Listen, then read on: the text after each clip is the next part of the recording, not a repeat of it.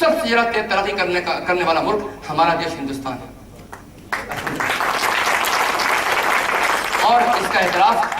Europe ने भी कर लिया है, इसका एतराफ बरतानिया ने भी किया है, इसका एतराफ अमेरिका ने भी किया है, और अमेरिका के थिंक टैंक बराबर इस पर लिखते रहे हैं कि आने वाले 20 साल के अंदर हिंदुस्तान जो है वो सेकंड सुपर फाइनेंशियल पावर बन जाएगा, और 2050 तक वो चाइना को भी पछाड़कर पावर नंबर 1 बन जाएगा इंशाअल्लाह। ये रिपोर्टें बहुत मेहनत से लिखी जाती हैं और बड़े बड़े थिंक टैंक इसमें जमा होते हैं, और हजारों सफहात और समाजी स्टडीज के बाद में, पॉलिटिकल स्टडीज के बाद में वो ये रिपोर्टें तैयार करते हैं। हमारे लिए ये रिपोर्ट बड़ी खुशहाल है, लेकिन रिपोर्टों की बुनियाद सिर्फ रिपोर्टों के अल्फाज नहीं है,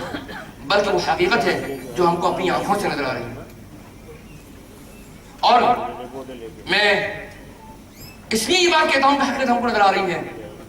कि मेरी रिपोर्टें ही नहीं, बल्कि हिंदुस्तान में हर वो शख्स जो कि समाजी और सियासी और हर एतबार से उसकी स्टडी है और वो मुताला रखता है, वो ये महसूस करता है, इस हकीकत का एतराफ करता है कि गुज़िश्ता 10 साल के अंदर एक तारीखी कदम इस मुल्क में उठाया गया कि ये मुल्क ने जितनी तरक्की गुज़िश्ता 10 साल के अंदर की है, इससे गुज़िश्ता 55 साल में इससे पहले इतनी तरक्की नहीं हुई है। और मेरी ये रिपोर्टें जो कि आपको मिल जाएंगी, ये हिंदी में भी है, अंग्रेजी में है, ये दोनों रिपोर्टें आप पढ़ लीजिएगा। और इसमें आंकड़े मेरे नहीं हैं, प्लानिंग कमीशन, गवर्नमेंट की एजेंसीज और गवर्नमेंट की मिनिस्ट्री के हैं, जो कि प्रोजेक्ट इंप्लीमेंट हो चुके हैं, उन तक का तस्करा इसके अंदर मौजूद है, एक झलकी दिखाई गई है। तो बात दरअसल ये है कि हमने ये बात कही आपसे कि आप ये बात सवाल मुझसे कर सकते हैं कि मौलाना आप ये बात कैसे कह सकते हैं कि गुज़िश्ता 10 साल में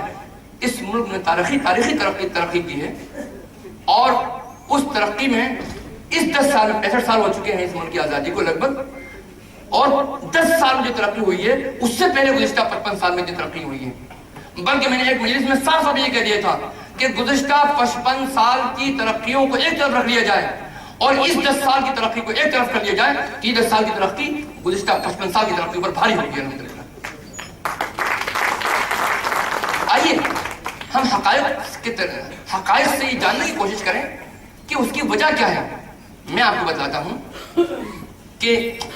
हिंदुस्तान की एवरेज आमदनी, जिसे जीडीपी कहा जाता है, जीडीपी ग्रोथ, वो एवरेज ग्रोथ जो थी जब एनडीए की सरकार ने जब सुपुर्द किया यूपीए को गवर्नमेंट, उस वक्त 6.2 थी जीडीपी था, और 2013 में 7.7 हो गया। इसमें पॉइंट की भी बड़ी अहमियत हुआ करती है, ये बात याद रखिए, और ये लेटेस्ट डेटा है।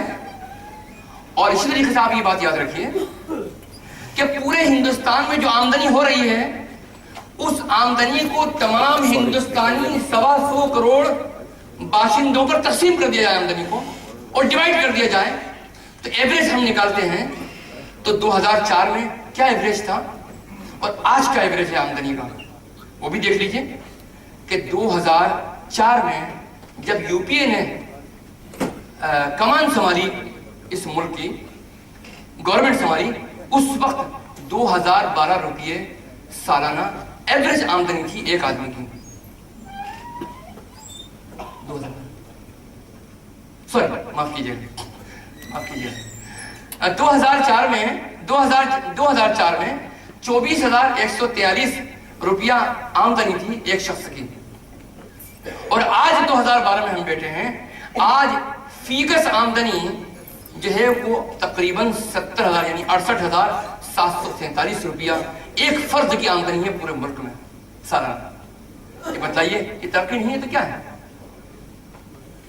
आइए हम बैंकों के अकाउंट का जायजा लें कि 2004 में तकरीबन 44 करोड़ लोगों के अकाउंट थे बैंक के अंदर, और 2012 में 44 से बढ़कर तकरीबन 77 करोड़ 32 लाख अकाउंट बैंकों के अंदर हो गए। और ये अकाउंट, ये वही जो नंबर 1 का पैसा है जिसमें कुछ ना कुछ पैसा रहता है, किसी का कम किसी का ज्यादा। और आप ये बात देखिए कि हमारा जो पैसा, ये तो अकाउंट का नंबर मैंने आपको बताया, हमारा जो पैसा बैंकों में डिपॉजिट था वो 2004 में कितना था? 10,35,000 करोड़ 2004 में। और 2012 में कितना है? 30,78,000 करोड़ रुपया हमारा जो आवाम का जो है वो बैंकों के अंदर डिपॉजिट है, यानी तकरीबन 3 गुना इजाफा हुआ। बिल्कुल इसी तरीके से 11वां प्लान और 12वां प्लान, ये सोशल सेक्टर में गवर्नमेंट का जो आउटले था और प्रोविजन था वो सोशल सेक्टर में खर्च करने का कितना था, यानी टोटल आउटले जो था वो 6,93,347 करोड़ था, और वो बढ़कर 12वें प्लान में 15,46,000 करोड़ हो गया। 15,46,000 करोड़ जब हुआ ये 12वें प्लान के अंदर, जो कि 2012 से लेकर 2017 तक चलेगा, जो कि अभी जिसमें हम लोग गुजर रहे हैं अभी, तो एक तब्दीली और बहुत बड़ी आई, और वो ये आई कि 12वें प्लान में फ्लैगशिप स्कीमों को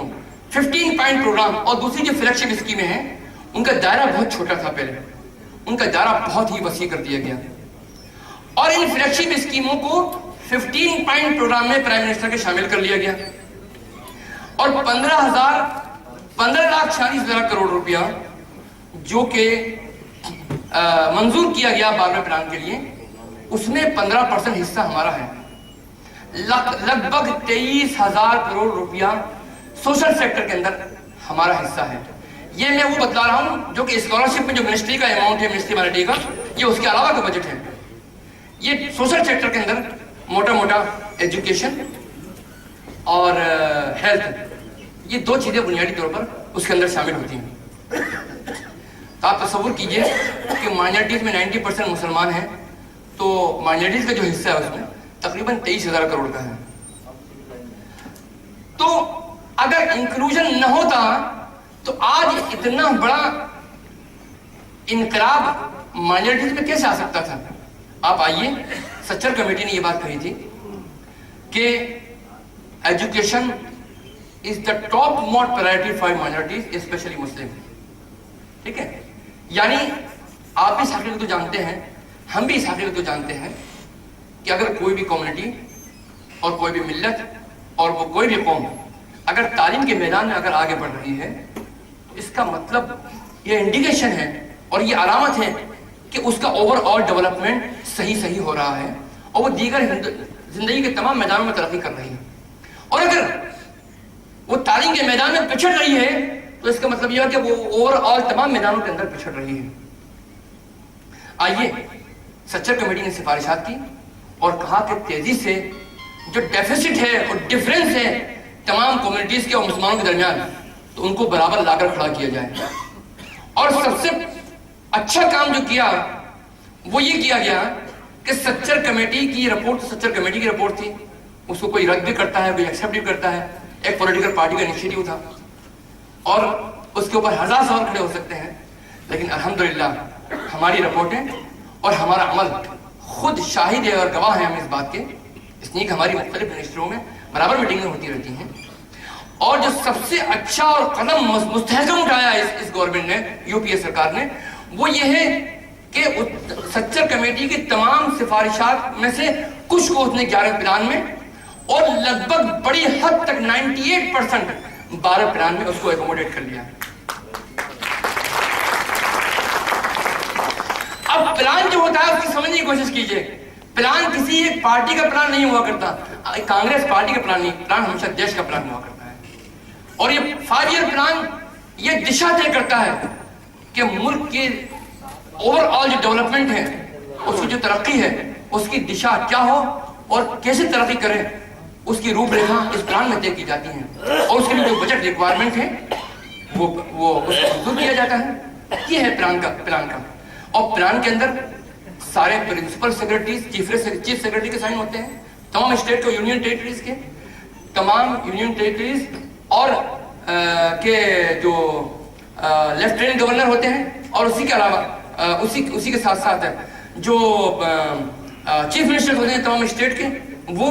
तमाम पूरी कैबिनेट सेंट्रल गवर्नमेंट की, प्राइम मिनिस्टर,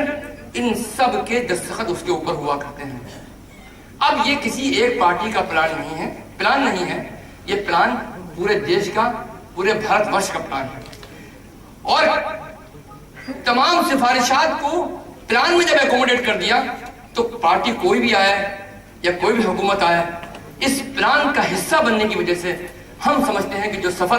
दुश्वारियां पैदा हो सकती है गवर्नमेंट बदलने से, लेकिन ये सफर इंशाअल्लाह जारी व सारी रहेगा अल्लाह की तरफ से। अब मैं इसका रिफ्लेक्शन दिखाना चाहता हूं आपको कि ये हुकूमत की क्वालिटी रही है कि उसने हमेशा दबे कुचले पिछड़े हुए तमाम तबकात को शामिल करने की कोशिश की है तरक्की की दौड़ में, और ये कहा है कि तरक्की जब ही तरक्की मानी जाएगी उस तरक्की का फायदा हर इंसान को, हर बाशिंदे को मिलना चाहिए। अब हम माइनॉरिटीज की बात करते हैं। स्कॉलरशिप जो सबसे कामयाब स्कीम रही है गुज़िश्ता चंद सालों में मुसलमानों के तालीमी डेफिसिट को दूर करने के लिए और तालीम के मैदान में आगे बढ़ने के लिए, तो सच्चर कमेटी की जो रिपोर्ट आई वो 2006 में आई और 2007-2008 के फाइनेंशियल ईयर के अंदर स्कॉलरशिप देना शुरू की। तो पहले साल जो स्कॉलरशिप दी गई 2008 में वो तकरीबन 42,000 बच्चों को दी गई। 2009 में उससे बढ़कर तकरीबन 7 लाख बच्चों को स्कॉलरशिप दी गई। 2010 में 21 लाख बच्चों को स्कॉलरशिप दी गई। 2011 में 49 लाख बच्चों को स्कॉलरशिप दी गई और 2012 में